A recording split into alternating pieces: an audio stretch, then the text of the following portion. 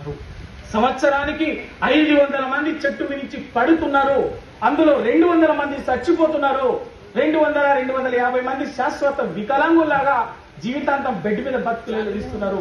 అంటే సంవత్సరానికి 500 కుటుంబాలు మన ఈ విచ్ఛిన్నమవుతున్నాయి, దుఃఖపడుతున్నారు. మరి మనం ఒక పక్కనేమో బయటకు ఎక్కడికి వెళ్ళినా గౌడ్లనగానే ఇవాళ అటు తెలంగాణలో కానీ అటు ఆంధ్రలో కానీ ఒక బ్రహ్మాండంగా రాజకీయంగా చైతన్యవంతమైనటువంటి వాళ్ళు, ఎవరికి భయపడినటువంటి వాళ్ళని గౌరవం పొందుతున్న మనలాంటి వాళ్ళం.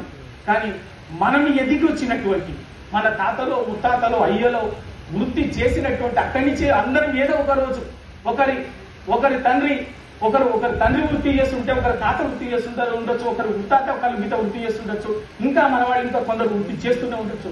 కానీ ఆ వృత్తి మన మూలం అక్కడ ఉంది కదా, కలుగిత వృత్తిలో ఉంది కదా. ఆ వృత్తి మరి వాళ్ళ నిత్యం 500 మంది సాగు బతుకులతోటి వస్తుంటే మనం దాని గురించి ఆలోచించకపోవటం అనేది మనకి ఎట్లా ధర్మం ఉంటుంది, మనకి ఎట్లా న్యాయం ఉంటుంది? అవునా కాగా ఆలోచించి.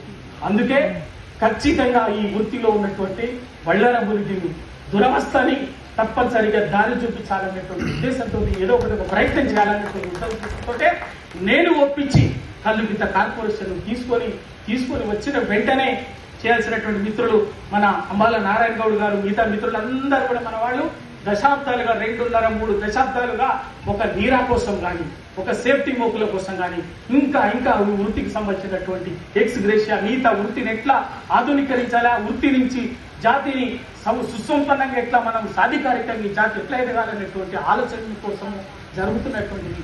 అందుకే వాటన్నిటిని నేను కూడా అస్తిత్వం కోసం పనిచేయాలి, కానీ స్వీయ అస్తిత్వాన్ని కొనసాగిస్తూనే ఉమ్మడి అస్తిత్వం కోసం, ఉమ్మడి లక్ష్యం కోసం పనిచేసినట్లయితే ఎన్ని సంఘాలు వచ్చినా కూడా నష్టం ఉండదు.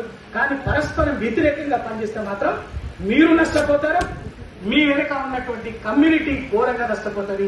ఇప్పుడు ఏమైందంటే కొంత మనం అవగాహన రాజ్యమో లేకపోతే ఆ కోఆర్డినేషన్ ల్యాక్ ఆఫ్ కోఆర్డినేషన్ కొంత ఆ లోపం కనిపిస్తున్నది.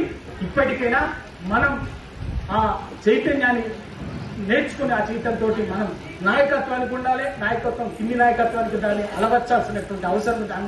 ఆ విధంగా పనిచేసినట్లయితే బ్రహ్మాండంగా ఉంటుంది.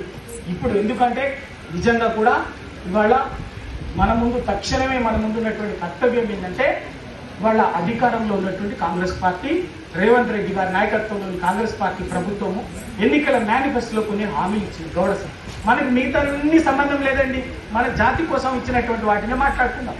జాతి కోసం కొన్ని హామీలు ఇచ్చింది. అందులో మొట్టమొదటిగా జనగామ జిల్లాకి సర్వాయి పాపన జిల్లా పేరు పెడతామని చెప్పేసి. దీని మీద ఎవరికైనా అభ్యంతరం ఉందా? మనకేమైనా అభ్యంతరం ఉందా? ఉందా లేదా చెప్పండి, మాట్లాడలేదు లేదు కదా.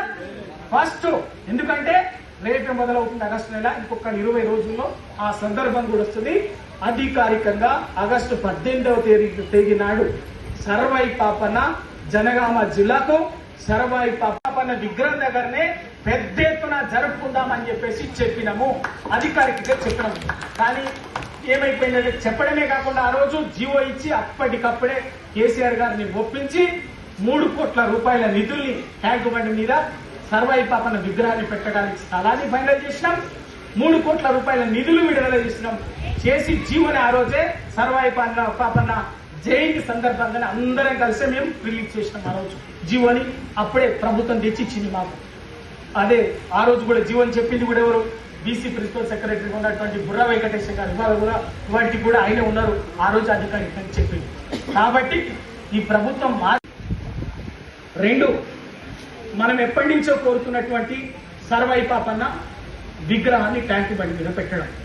నిజంగా చెప్పండి, మన అందరికి వేదిక మీద ఉన్నటువంటి అందరికీ తెలుసు, హైదరాబాద్ లో సర్వాయి పాపన్న జయంతిని పెట్టాలంటేనే ఎన్ని కష్టాలు పడాల్సిందో ఇంకా అందరికీ తెలుసు, వేదిక మీద ఉన్నటువంటి మీకు తెలుసు.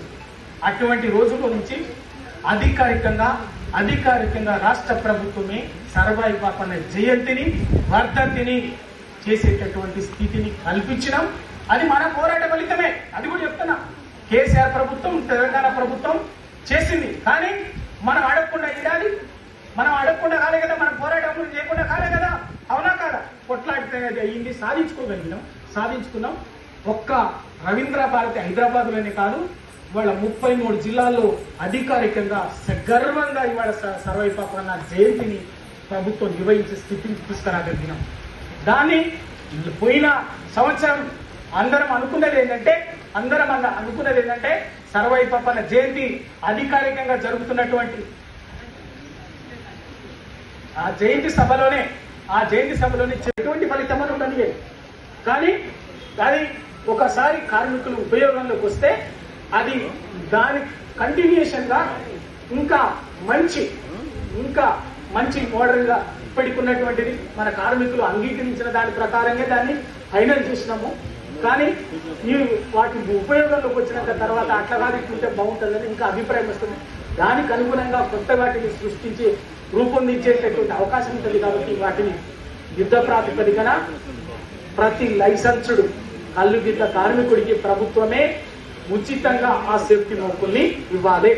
దాంట్లో రూపాయ నయా పైసా కూడా కార్మికుల నుంచి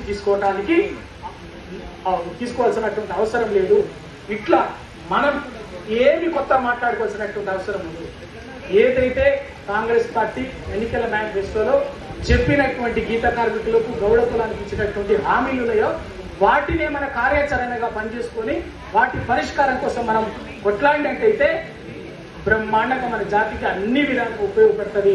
దానికి సంఘాలు మీద అందరూ కూడా రాజకీయాలకు అతీతంగా ఆలోచించినప్పుడు అది సాధ్యమవుతుందని చెప్పేసి చెప్తూ తప్పనిసరిగా ఈ సంఘం మరింత సమర్థవంతంగా భవిష్యత్తులో మంచి విధంగా ముందుకు పోవాలని ఆశిస్తూ తప్పనిసరిగా నేను కూడా అన్ని వేళలా అన్ని విధాలుగా సంఘం నాయకత్వానికి సంఘం అభివృద్ధికి జాతి అభివృద్ధికి నిరంతరం మీతో పాటు ఉంటాను. కలిసి పనిచేద్దాం.